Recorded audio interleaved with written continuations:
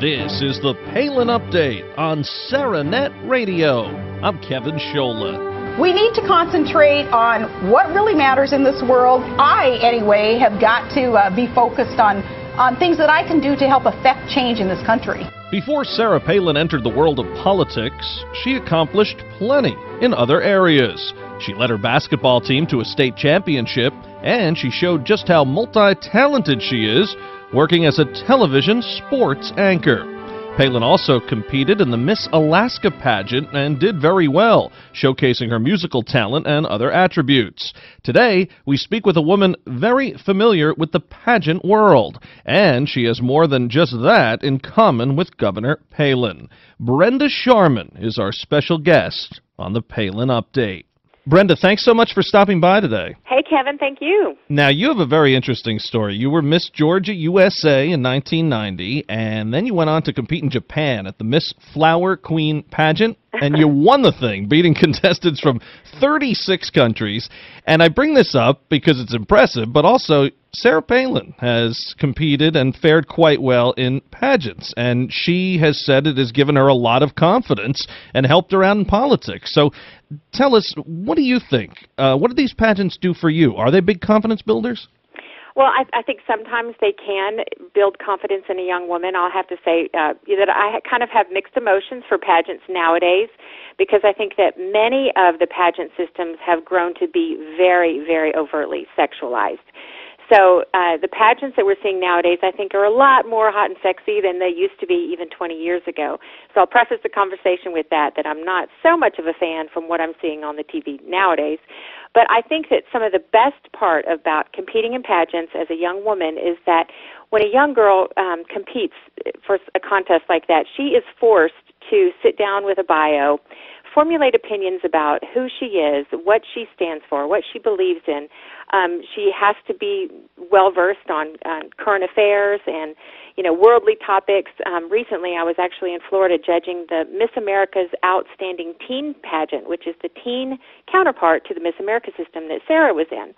And I was very impressed with these 50 girls who came from, all parts of the country, and they were very knowledgeable. They literally stood in front of a panel of judges, like a firing squad, and they could answer anything and everything that we asked them. So I think that when you compare girls like that with some of the more complacent teenagers that we might see elsewhere, you can't stop and say, wow, these girls are really sharp. So whatever they had to do to get there was probably a positive thing, that they put themselves in an arena where they were forced to be sharp and competitive, not only how they look or how they present themselves, but also their mind and the type of young woman that they want to be and how they want to present themselves. Now, talk about changing gears big time. You've had an interesting path to Christ. You grew up in an agnostic family, so I'd like to know what changed for you. Okay. Yeah, actually, my parents were pretty much a part of the hippie generation, from the 70s with the slogan, if it feels good, do it. And so my sisters and I grew up in a household that was, let me just say, very open-minded. And we just did not have a lot of boundaries. And then when I met my husband and we began dating, he was raised as a Catholic but wasn't actively practicing his faith. But when it was time to get married, he said, well, we might as well get married in the Catholic Church. And I said, oh, that's great. No problem. They have the prettiest churches. It'll look great in my wedding album. So I was still there, didn't have any religious preference or whatever. But then I think when That is true, though. I mean, you got to hand it to the Catholics. The churches are beautiful. But actually, in all seriousness, when I became pregnant, I started feeling very close to our Creator, and having this child growing inside of me, I started just getting this tug at my heart saying it was time for me to figure out who God was, where did I come from, how could I find God, how could I know Him, how could I love Him and eventually serve Him.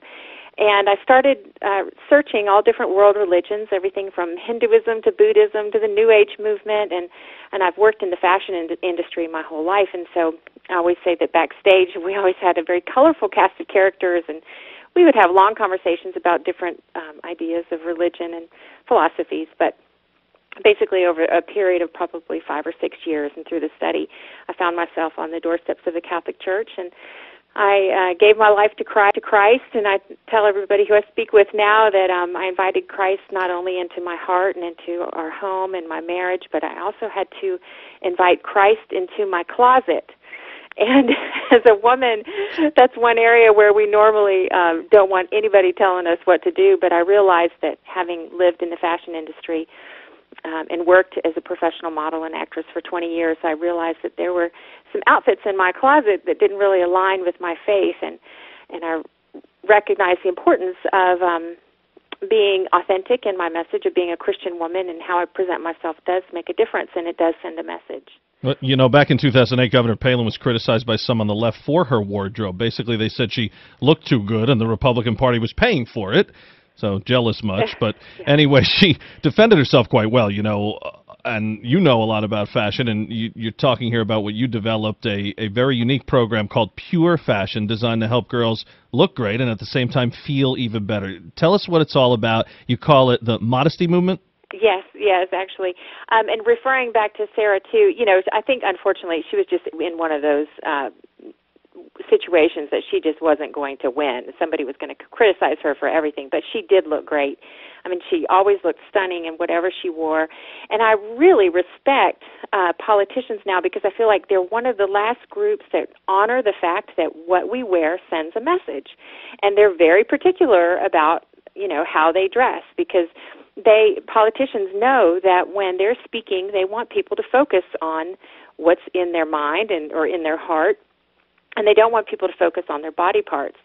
And I think that young girls nowadays aren't being taught that by the media or by the advertisers.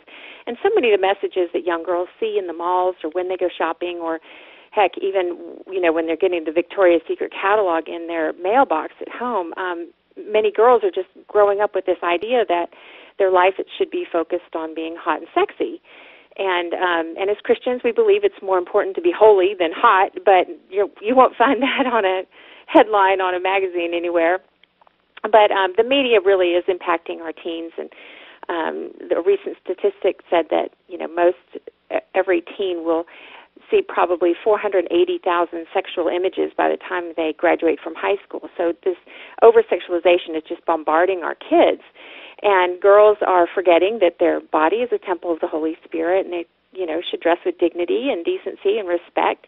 And then that's one way that they can command that dignity and respect, too. But anyway, Pure Fashion was created back in 2006 to address this problem of teens and the choices that they're facing in the malls. And we wanted to have a fun program for teen girls that encourages them to live wholesome and virtuous lives, still looking fashionable and beautiful as God created them to be, but not selling them selling themselves short.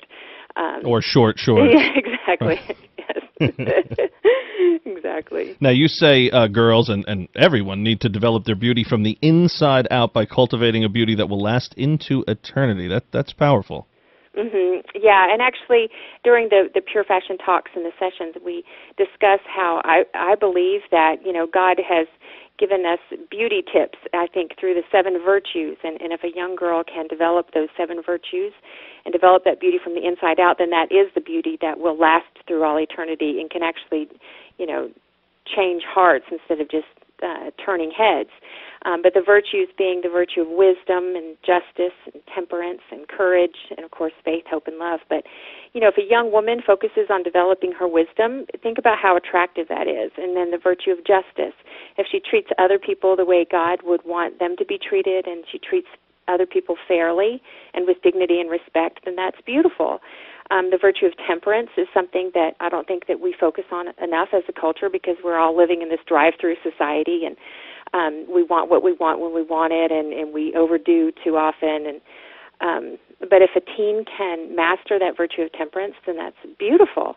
And then, of course, courage and perseverance. It takes a lot of that virtue to make it through our world nowadays with, you know, it just seems like there's so many minefields out there trying to trip up our kids, and it takes a lot of perseverance to live that virtuous life now as a teenager. And then, of course, faith, hope, and love. I think that's those are the most beautiful virtues that a young girl can cultivate.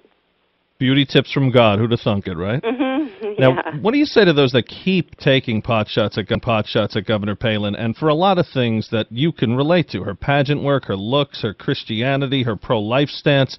Does this bother you when you hear this? I mean, it's still going on. She's, ran for vice president in '08. She's announced she's not running for president in 2012, and it seems to just keep picking up steam in some circles.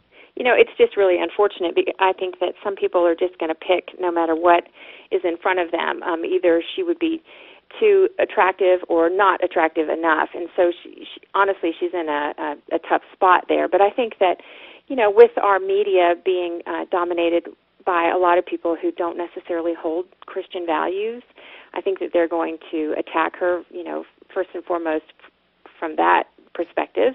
And then,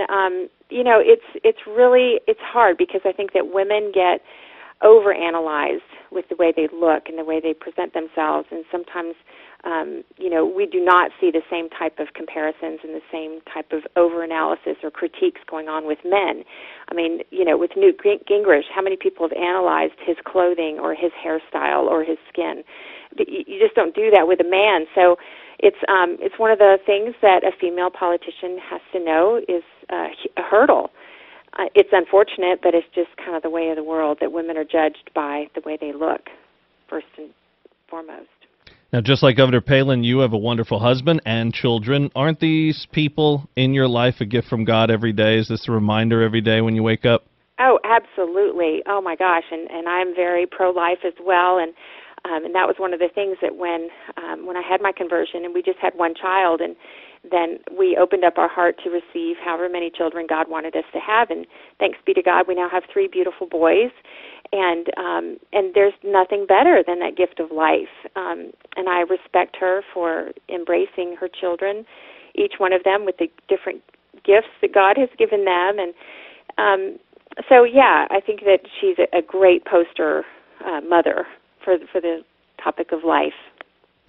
And you talk about your family a little bit. A lot of folks have probably seen you and your husband but didn't know it, right? Because you've been in countless commercials over the years. Yeah, we've both been in the fashion industry, modeling and doing advertisements for probably the last 25 or 30 years now. Our family had a really fun booking last year. We were on the Disney Dream cruise ship for 2 weeks as a family, shooting for the new cruise ship for Disney, and so things like that are really fun to be able to work together. Oh, man, I can't disclose that information to some. I have Princess Aurora at home, and Halloween's over. The dress was on today. The dress has been on 3 or 4 times to the library, to the Y. Forget it. So I'll keep that a secret till I'm ready to take that trip. What are you up to now, Brenda?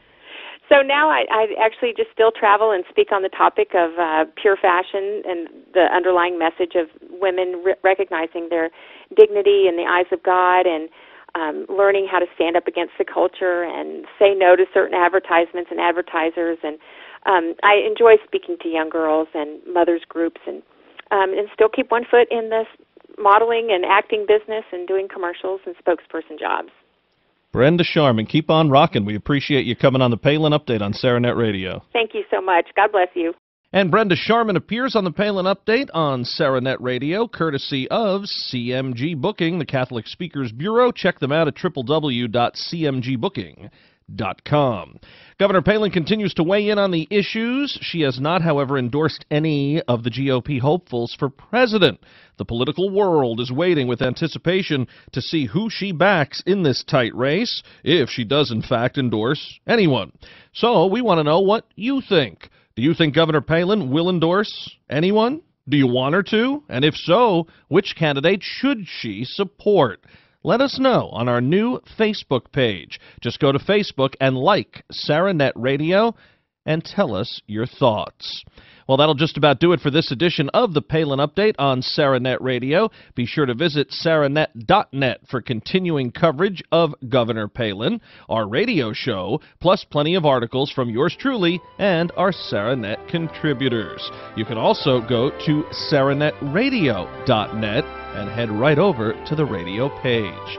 And follow us on Twitter at SaraNet Radio. And as we mentioned, we're now on Facebook, so make sure you like SaraNet Radio on Facebook. I want to thank everyone here at SaraNet Radio. Thanks to Brenda Sharman. And thank you for listening today. Please be sure to join us next time for another edition of the Palin Update. I'm Kevin Scholla. Have a pleasant day.